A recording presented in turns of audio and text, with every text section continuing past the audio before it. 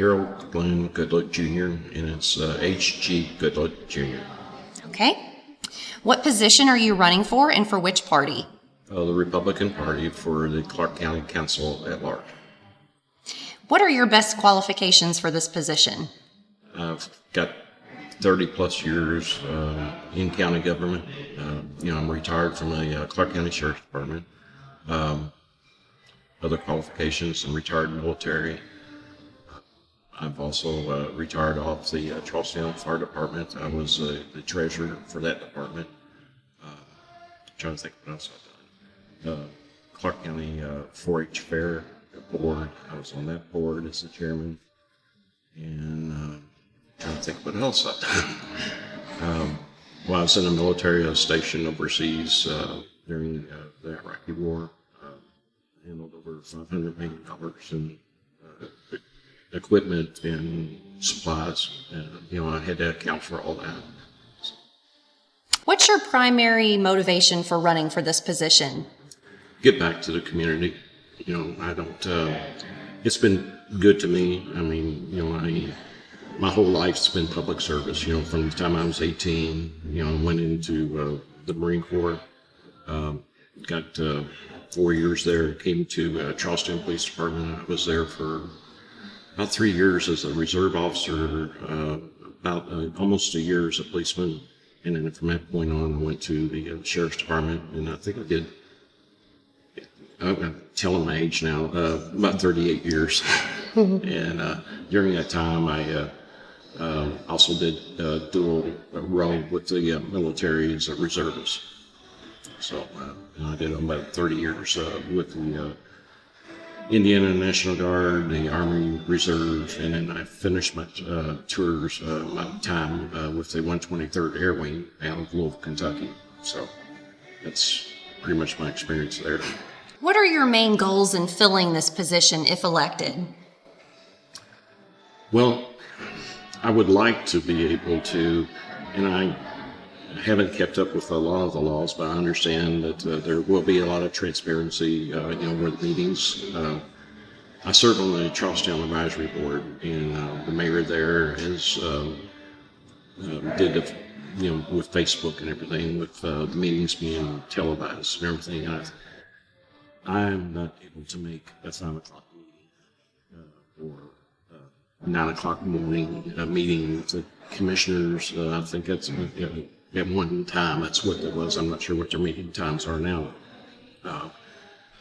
But to find out what's going on, you had to go to those meetings. You couldn't, you might be able to see an agenda, but that didn't tell you what exactly is being discussed and everything. And at least in the meetings now, in Charlestown, you get to see everything that's being discussed, and you can see the arguments, the pros and the cons. So that's what I would like to bring to it. That goes along with one of my questions coming up, but for the position you're running for, how would you do things differently than those who currently serve in the position? How would you like to see meetings run differently? Well, everything's done by the Robert's Rules of Order.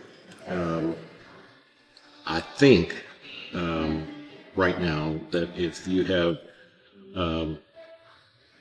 trying to think exactly a way to say this exactly, a vote is done and it's done unanimously, then they can do it on the second and third reading. I think it's unfair to the taxpayers. I would like to change that.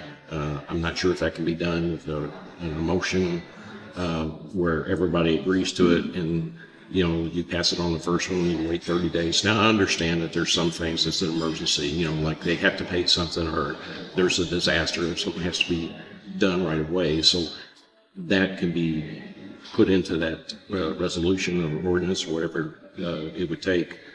But then you wait 30 days and then you get the next meeting and you pass on the second and third reading at that point. And then it gives the taxpayer time to see what's going on, and then the office holder can look and see what feedback is from the public. Is this a good thing or is it a bad thing? So. And would you be willing to commit to full transparency to your constituents? And the way we view full transparency is, of course, the recorded, streamlined meetings. Also including administrative meetings, though, not just the regular meetings, but anything outside of executive session we feel should be recorded for the public. All minutes, contracts, all disbursements, and packets of documents that support upcoming topics to be voted on ahead of time, so that the constituents can see what will be voted on to be able to give public comment. Yeah, I have no problem with that. I think that's the way it should be done. There's no reason that it should be hid. Now, I understand there's some contracts that, bids and stuff like that where you wouldn't want to give away some information, but that can be worked out where the public is satisfied with the reasoning why we're doing things a certain way, instead of just saying, no, you don't need to know. But we're going to pass it. It's not the right way to do things. Right. And just kind of throwing in there, you were saying not passing the readings so quickly and having meetings in between there. If bids were to be opened up, for example, in one meeting, by spreading that out like you're suggesting, it would give the constituents time to review it, to be able to give public comment. Yeah, I wouldn't have a problem with that at all. And, there's some things, I've seen something where you had brought up, or your host group has brought up things with Jeff City on their cars and stuff like that. I don't understand. There is a state bid that's done at the state level that they can piggyback off of. I don't understand why that's not being done. Instead of having to go out and get all this, all you have to do is just call and order it. This is what the bid is. That's the lowest bid that you're going to get. Tires, batteries, gasoline, trying to think what else even mowers and stuff like that. Everything is bid on, at the state level, and they have that, and it's public record. You as a citizen can get on the state website and look at it, and so So. How are you going to ensure the public gets the opportunity to express their desires on a particular agenda item? How will you communicate with those you represent? I could do it on Facebook. I would think that the county could set up some type of, maybe a voting type system or something where, what is it called? It's the monkey thing where you do Survey Monkey. That's what I'm talking about. Something like that, so you can see and get the feedback with the people. So, that's the way I would do it. But there has to be some way that we can do it where you don't actually have to come to the meetings, but the people can relay their thoughts and on ways to make things better, because that's what we need to do all the way around, is just make things better. If you are employed full-time elsewhere and your employer offers health insurance, what are your thoughts on officials participating in county health insurance plans as less than full-time employees, and will you be taking county insurance? Oh, this is funny. I'm sorry. The county insurance is so bad. It's shameful that a county employee that has a family and is married pays $300 or $400 a month for a family plan, and it's probably more than that, but it's crazy. And to answer your question, no, I wouldn't do it. I don't have a problem with a county employee or an elected official doing it if that's something that is offered, and can be done, and it's not costing the taxpayers any more than. I'll have to study that a little bit better, but right now I don't have a problem. Everybody needs insurance, and I don't have a problem with trying to fund that, but I'll just have to study what the cost is. I can't really give you a good answer on that one. I'm sorry. That's fair. No, that's fair. Have you familiarized yourself with past minutes, budgets, additional appropriations, expenditures, and policies for the position you're running for? What I've seen on their website, I've looked at that. I looked at the minutes. It's kind of hard to download them, but at least I went back from 2022 on read most of the minutes and everything. As far as the expenditures, I don't remember seeing. They used to be published in evening news, and I don't get the evening news anymore. But I don't get to see those, so no, I had not seen that part. But the minutes I had.